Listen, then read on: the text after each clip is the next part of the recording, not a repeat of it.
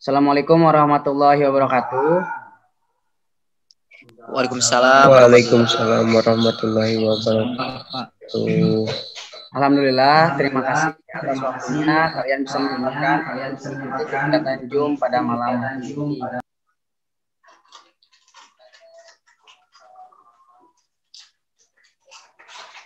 Cek, bisa kedengaran suara saya? Bisa, Pak. Oke, sebelum melaksanakan kegiatan, lebih baiknya kita berdoa terlebih dahulu. Berdoa dalam hati masing-masing, dipersilakan.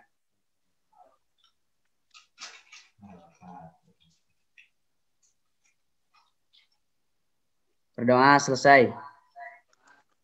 Ada pepatah mengatakan di mana tak kenal maka tak sayang. Jadi alangkah lebih baiknya kita perkenalan terlebih dahulu, meskipun misalkan ada yang udah saling mengenal gitu ya.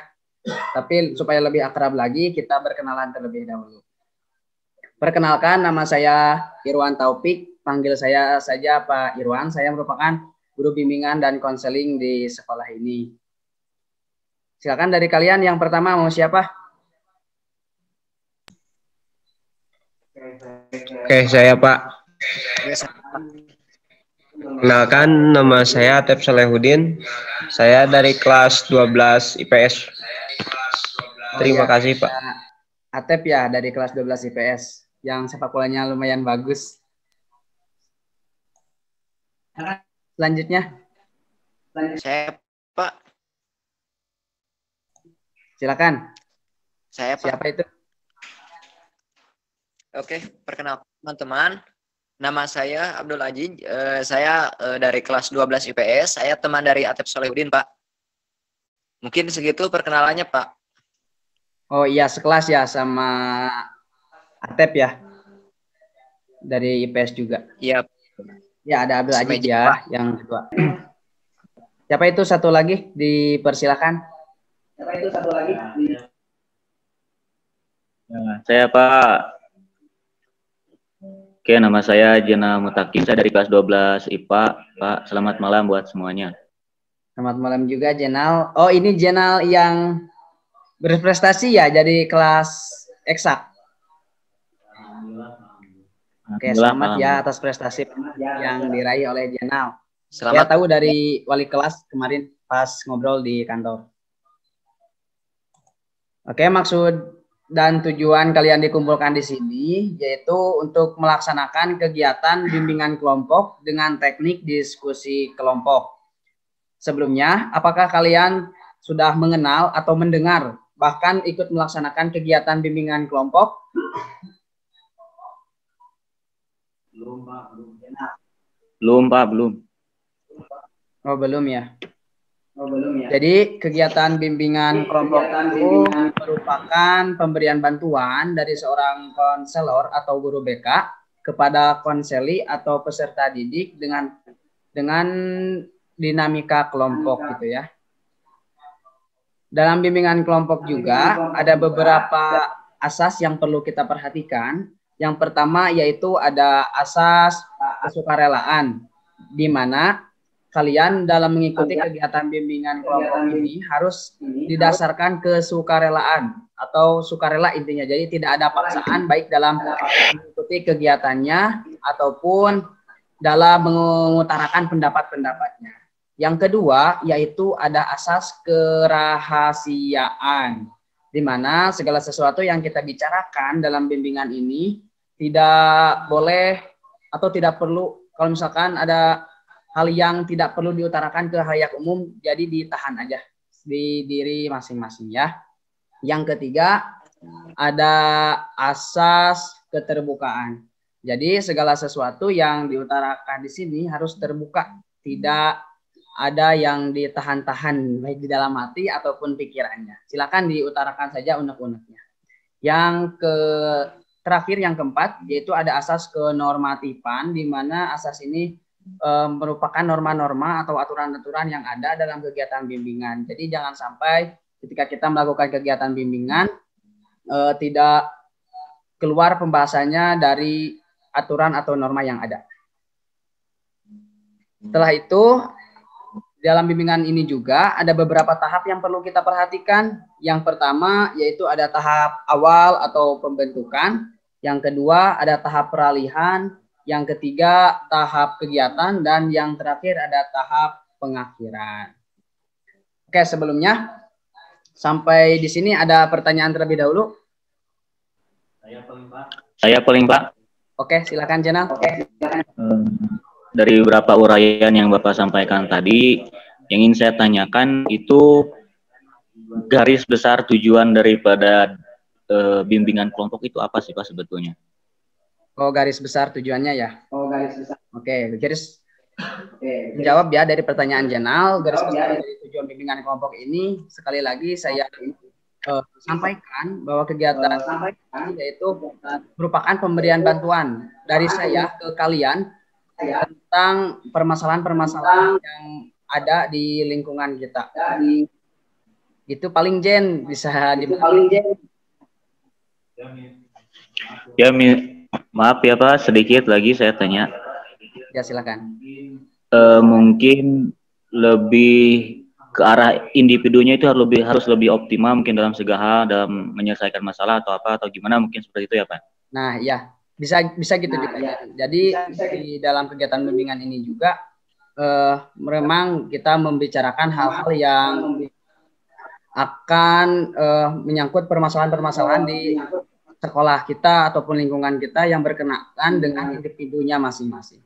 Oke, sebelumnya ya, sebelum kita ke topik, kita perlu sepakati dulu waktu yang akan kita laksanakan dalam bimbingan ini. Ada yang mau berpendapat mengenai waktu? Kira-kira berapa menit? Saya usul Pak, jangan lebih dari 30 menit paling Pak. Oh iya, siap Jen. Yang lain ada pendapat?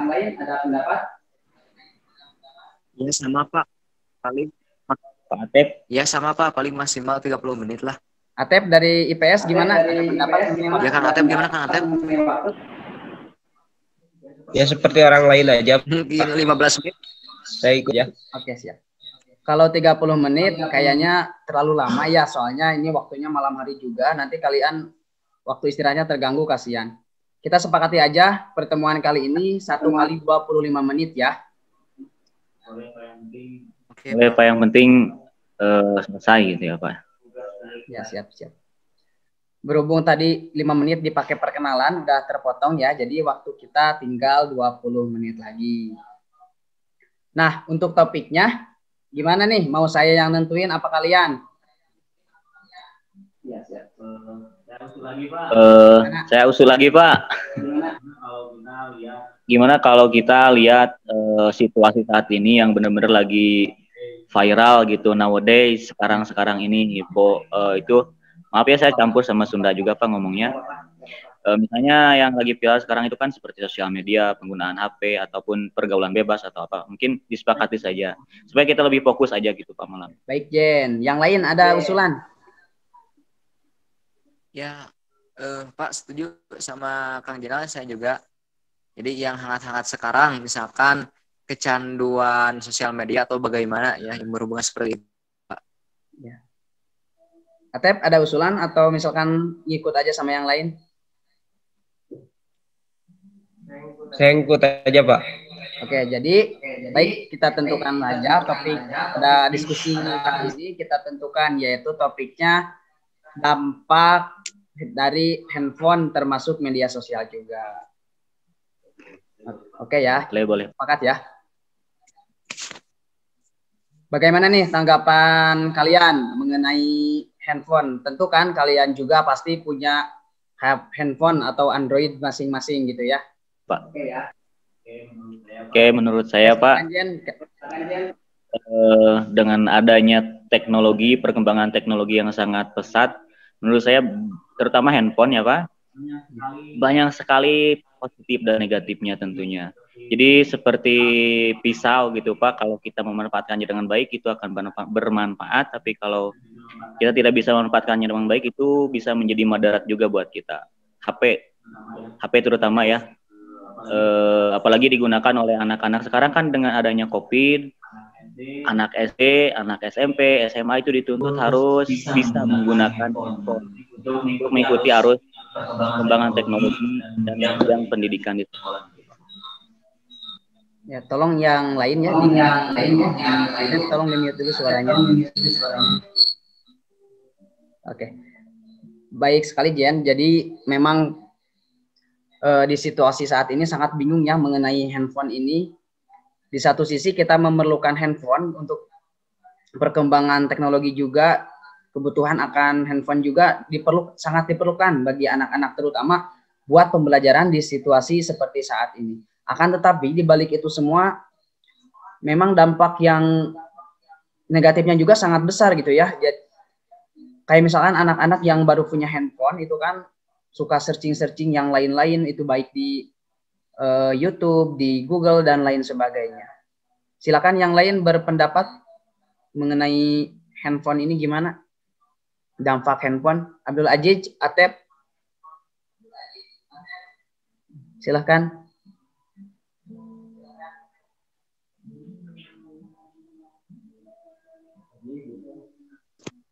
Pak, saya mau izin Pak. Mau cas dulu handphonenya Pak. Oh iya silakan. Dimatikan dulu ya videonya Pak. Ya gak apa-apa. Tapi kalau mau ikut berpendapat sok aja ya. Jadi dampak ya Pak ya? Ya dampak. Kita topik ini dampak handphone ya. Dampak handphone baik dampak positifnya ataupun dampak negatifnya. Oke.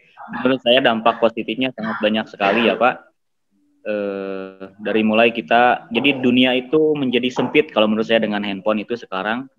Karena apa? Kita butuh informasi tentang apapun itu lewat internet, lewat handphone itu kita bisa dapatkan sekarang juga gitu. Itu salah satu manfaatnya. Kalau negatifnya lebih banyak juga Pak. Yang pertama dari mulai salah penggunaan, kayak kecanduan game online, terus mengakses situs-situs yang dewasa dalam tanda kutip, Pak, itu sangat berbahaya sekali. Jadi perlunya pengawasan dari pihak guru, terutama juga orang tua di rumahnya. Jadi apalagi anak-anak sekarang yang memegang handphone, menurut saya itu perlu pengawasan yang sangat ketat sekali dari orang tuanya.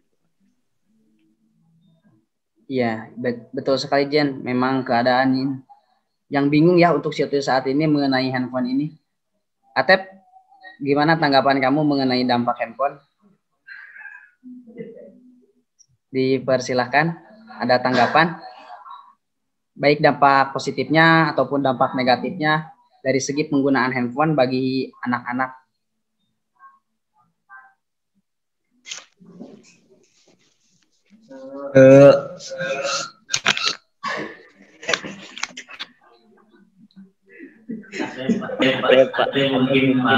Pak. Ya mungkin. Oke.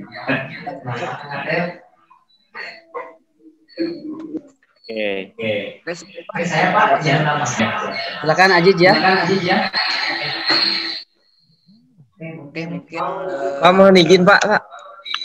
Saya mau ke WC dulu. Silahkan. Jadi ini Pak, seperti Kang Jenal juga yang katakan tadi, kan kalau untuk yang topik dibicarakan ini, dampak dari handphone itu seperti dua buah mata pisau ya Pak. Ya ada positif dan ada negatifnya.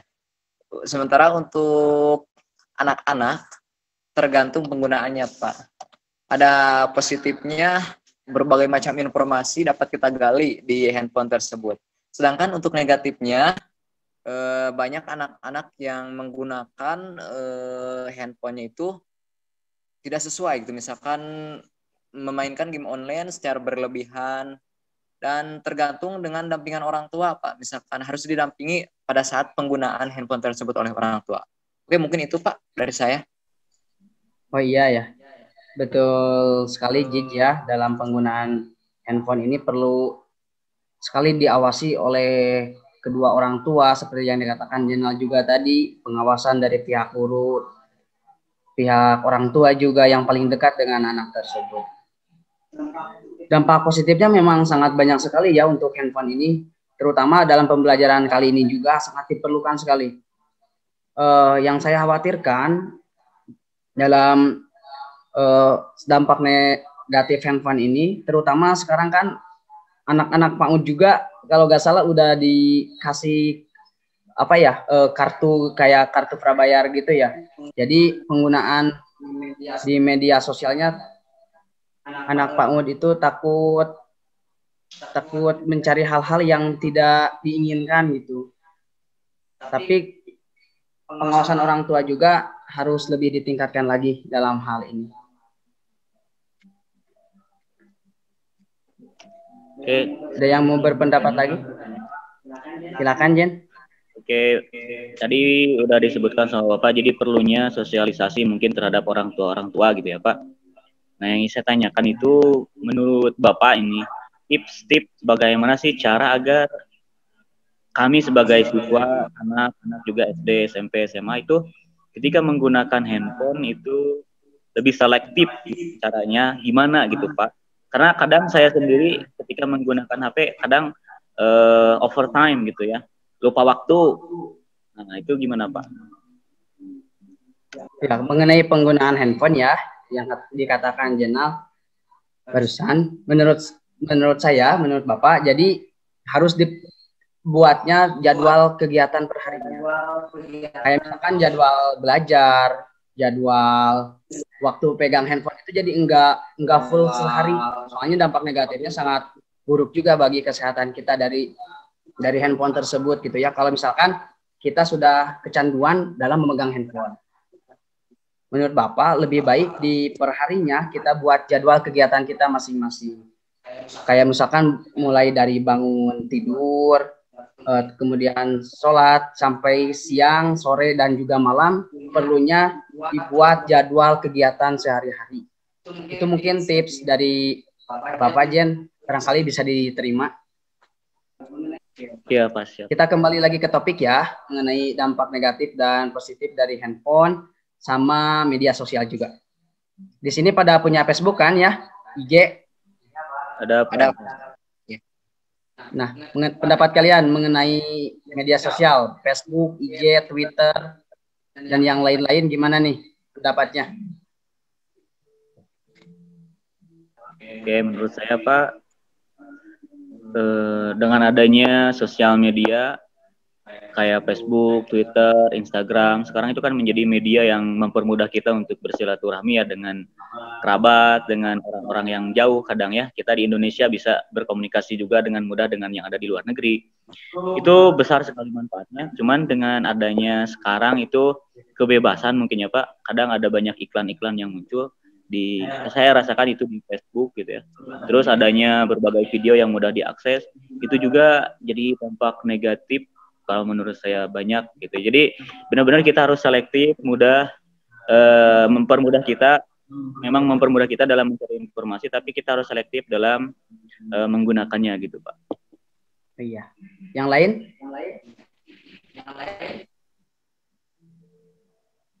Aziz barangkali?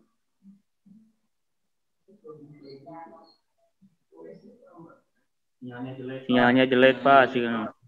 Pak, jelek Pak. Kang Atep itu gak muncul-muncul Pak. Oke, mengenai media sosial juga, kayak misalkan di Facebook nih salah satunya,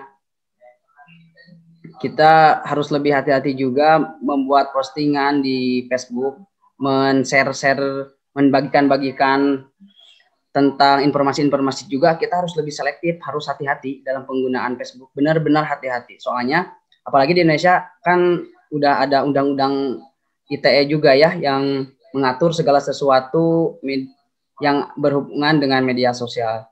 Nanti takutnya kita terlalu have fun dalam menggunakan media sosial, kemudian imbasnya kepada kita sendiri yang melakukan hal-hal berlebihan di dalam media sosial. Kelihatannya mulai agak loyo ya. Sebelum kita masuk ke solusinya nanti, Bapak punya ice breaking dulu nih, sebentar ya.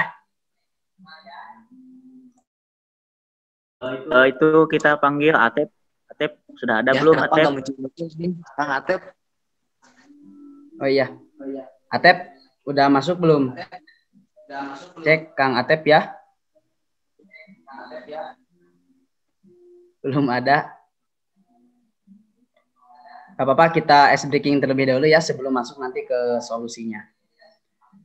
Kalau saya bilang selamat pagi, kalian jawabnya selamat siang. Kalau saya bilang selamat siang, kalian jawabnya selamat malam. Ini tes apa ya? Tes otak gitu. Kita coba dulu. Selamat siang. Selamat malam. Selamat siang. Malam. Ulangi. Kelihatannya udah pada loyo nih. Udah terlalu larut malam mungkin ya. Kalau saya sekali lagi cara bermainnya, kalau saya bilang selamat pagi, kalian jawabnya selamat siang. Kalau saya bilang selamat siang, kalian jawabnya selamat malam. Coba ya. Selamat siang. Selamat pagi. Masih ada yang nampaknya tadi Atep nggak masuk ya? Iya Pak. Baru masuk. Saya kasih tahu lagi. Kalau saya bilang selamat pagi, kalian jawabnya selamat siang. Kalau saya bilang selamat siang, kalian jawabnya selamat malam. Ini tes konsentrasi. Iya Pak, siap. Selamat siang.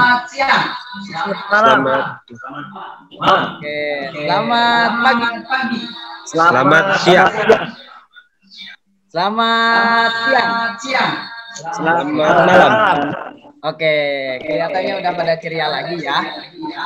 Kita lanjut ke topik nih. Menghibur Pak, menghibur. Juga sekarang sudah masuk. Sudah kita bahas mengenai hal-hal dampak negatif dan positif mengenai handphone dan media sosial juga. Sekarang kita masuk ke solusinya nih. Jadi gimana? Menurut kalian gimana nih solusi terbaik dalam penggunaan handphone? Baik itu dari handphonenya itu sendiri, begitu juga dengan media sosial, baik dari Facebook, Twitter, sama Instagram gitu ya. Kalian pasti sudah punya Facebook, punya Instagram juga. Saya percaya HP-nya juga pada bagus-bagus ya. Silakan, ada yang mau berpendapat nih mengenai solusinya, langkah-langkah yang perlu kita ambil supaya hal-hal negatif dalam penggunaan handphone dan media sosial bisa teratasi dengan baik. Oke, saya Pak. Oke, silakan Abdul Aziz. Oke,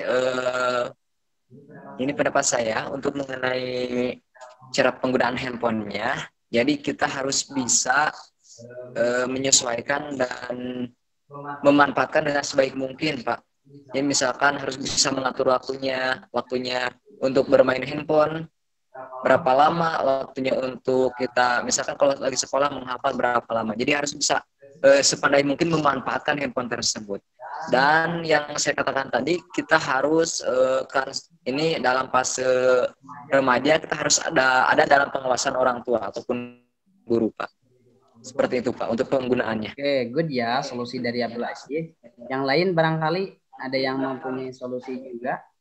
Jenal biasanya nih tips and triknya suka menarik. Silakan Jen, ada solusinya? Oke Pak, kalau menurut saya untuk solusi sebetulnya hampir sama dengan Abdul Aziz ya. Yang pertama harus adanya pengawasan yang kuat, yang ketat dari orang tua. Supaya anak itu benar-benar memanfaatkan handphone itu dengan baik, terus tidak overtime, tidak lupa waktu, terus bisa menggunakan waktu kayak menurut Bapak tadi membuat jadwal itu yang benar-benar jadwal harus ditepati dan dilaksanakan gitu. Nah ini peran orang tua di rumah sangat penting sekali kalau menurut saya, karena saya juga sendiri itu ketat sekali dari orang tua saya, dari mama, dari bapak, ketika menggunakan HP, misalnya malam-malam menggunakan HP terlalu larut malam itu pasti udah kena marah gitu ya Pak. Yang berikutnya karena efek handphone terus sosial media ini juga diantaranya dapat merubah karakter seseorang Pak ya, cenderung lebih pendiam gitu kan, kurang bersosialisasi dengan masyarakat. Perlunya apa ya, peran orang tua misalnya mengajak sosialisasi atau main bareng, piknik bareng tanpa menggunakan handphone misalnya Pak. Jadi itu salah satu trik yang saya rasakan yang dilakukan oleh orang tua saya terhadap saya. Jadi itu bisa meminimalisir hal-hal negatif dalam penggunaan Facebook dan handphone, Pak. Oke, luar biasa ya Jen, tips and trick dari Jenal. Atep barangkali punya solusi mengenai solusi atau langkah-langkah yang perlu kita tempuh nih supaya tidak masuk ke jurang-jurang kenegatifan dari handphone dan media sosial? Ya, solusinya hampir sama seperti yang lainnya, Pak. Intinya dalam pengawasan ataupun dalam pemakaian, dalam penggunaannya handphone tersebut. Ya mungkin seperti itu, Pak. Oh iya. Good ya, tips dari Kang Atep juga. Suaranya Itu belum diaktifin dulu. Abdul Aziz. Pak, saya ingin bertanya, Pak. Kita sering menyumpai, Pak, misalkan di kelas itu kita melihat siswa itu di kelas itu, kalau di kelasnya itu pendiam misalkan. Tapi kalau misalkan di handphone itu beberebetan aktif gitu, Pak. Bagaimana itu, Pak? Itu melihat dari sisi itu, Bapak gimana gitu, Pak? What is the meaning beberebetan, Abdul Aziz? Beberebetan itu misalkan kalau di Facebook misalkan aktif, misalkan gitu. Tapi kalau langsungnya itu pendiam, Pak, gitu. Bisa seperti itu. Kenapa itu, Pak? Oh iya. Menjawab ya dari pertanyaan Abdul Aziz, dari pengalaman saya, atau ketika melihat seseorang yang suka pendiam, ketika bertemu kadang kurang percaya diri, tapi pas di handphone emang aktifnya over kadang ya. Jadi di Facebook itu buat postingan-postingan yang kayak yang aneh-aneh atau gimana. Yang pengalaman saya dalam menangani ataupun bercerita dengan siswa-siswa yang lain, siswa tersebut kurangnya pengawasan dari orang tua. Didikan dari orang tua juga sangat berpengaruh dalam hal tersebut. Jadi si rasa apa ya dalam dirinya itu potensi dirinya ketika bertemu dengan orang secara langsung emang nggak aktif ya. Jadi dia memanfaatkan media sosial atau handphone tersebut mencurahkan semua isi hati yang ada di dalam dirinya. Jadi maksudnya begini, kenapa si orang tersebut ketika bertemu secara langsung emangnya kelihatan malu-malu gitu mungkin ya? Ya kelihatan malu-malu. Emang rasa konsep diri orang tersebut itu si konsep positifnya berkurang. Kebanyakannya yang negatif gitu ya. Jadi emang nggak percaya diri, terus malu-malu ketika bertemu secara langsung. Tapi dalam media sosial kelihatannya sangat aktif. Kenapa? Karena dia bukan memanfaatkan sih namanya mencurahkan keresahan yang ada dalam hatinya, memanfaatkan media sosial. Jadi tidak secara langsung gitu barangkali. Udah ya, nggak ada yang berpendapat lagi. Oke, silakan Jen. Betul kata Bapak. Itu karena setiap orang itu berbeda-beda dalam mengekspresikan dirinya ya. Kadang ada yang diam tapi di sosial media sangat hiperaktif. Kadang itu dipengaruhi juga oleh tontonan dia kadang ya Pak. Misalnya itu juga merubah gaya hidup dia juga gitu. Jadi ya itu beda-beda setiap orang dalam mengekspresikan. Tapi itu tidak bisa dipungkiri, itu terjadi di mana-mana sebetulnya. Tapi perlunya pengawasan dan sosialisasi dari orang tua juga peran masyarakat untuk merubah kebiasaan tersebut gitu. Ya. Udah ya. Jadi melihat waktu juga nampaknya sudah 20 menit nih. Waktu kita sudah habis.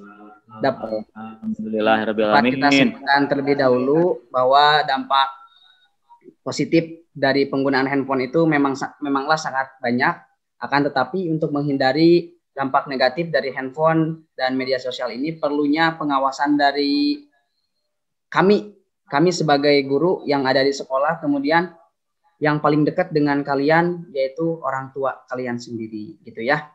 Alhamdulillah proses bimbingan kelompok yang dilaksanakan pada malam hari ini telah kita laksanakan. Alhamdulillah kegiatannya berjalan lancar. Terima kasih atas partisipasinya. Sebelum mengakhiri, kita ucapkan hamdalah dulu bersama-sama. Alhamdulillahirabbil alamin. Terima kasih waktunya. Selamat malam, selamat beristirahat. Sampai ketemu lagi di bimbingan selanjutnya. Wassalamualaikum warahmatullahi wabarakatuh. Waalaikumsalam warahmatullahi wabarakatuh. Terima kasih Pak.